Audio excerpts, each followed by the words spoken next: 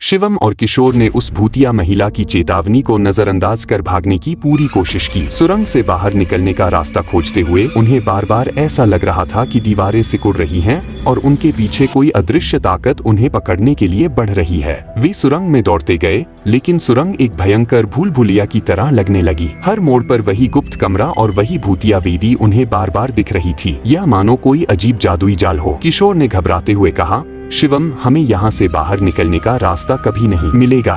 ये जगह जादुई है, हम फंस गए हैं। शिवम ने अपनी पूरी हिम्मत जुटाकर जवाब दिया, नहीं किशोर, हमें हार नहीं माननी चाहिए। शायद हमसे कुछ चूक हो रही है। वे फिर से उसी कमरे में लौटे और महिला की तस्वीर को गौर से देखने लगे। तस्वीर के पीछे कुछ लिखा हुआ था जो अब तक उनकी नजरों से छिपा था। वहाँ एक प्राचीन भाषा में संदेश था जिसका मतलब था, मुक्ति के लिए आत्मा को उसके दर्द से आजाद करो। शिवम ने अंदाजा लगाया कि महिला की आत्मा को शांति तभी मिलेगी जब उसके साथ हुए अन्याय को सुलझाया जाएगा। उन्होंने आसपास के संकेतों को ढूंढना शुरू किया। दीवार पर बनी एक और तस्वीर ने इस रहस्य का खुलासा किया। वह महिला दरअसल एक निर्दोष ग्रामीण थी जिसे अतीत में गांव के कुछ लालची लोगों ने बलि चढ़ा दिया था। उसकी आत्मा उस अन्याय का बदला लेना चाहती थी और इसीलिए खंडहर से कोई भी जिंदा नहीं लौटता था। शिवम और किशोर ने महिला की आत्मा से माफी मांगते हुए कहा, हम तुम्हारी मदद करना चाहते हैं, कृपया हमें बताओ कि तुम्हें कैसे शांति मिलेगी। महिला की आत्मा ने कहा, उस वेदी को तोड़ दो और वहाँ रखे अभिशप्त पत्थर को नष्ट कर दो, तभी मैं मुक्त हो पाऊंगी। लेकिन यह आसान नहीं होगा। जो भी इस पत्थर को छुएगा उसे भयंकर पीड़ा सहनी पड़ेगी। शिवम ने हिम्मत जुटाकर उस पत्थर को तोड़ने का फैसला किया। जैसे ही उसने पत्थर को छुआ,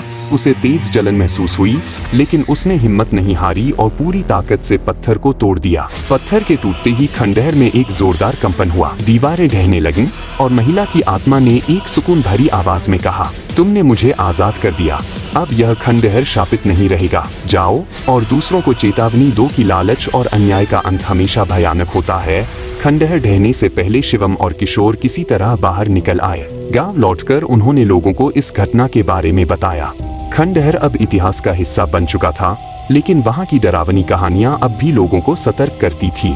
इस घटना ने शिवम और किशोर को सिखाया कि रहस्यमयी जगहों की सच्चाई अक्सर इंसानी लालच और पापों की परछाई होती है।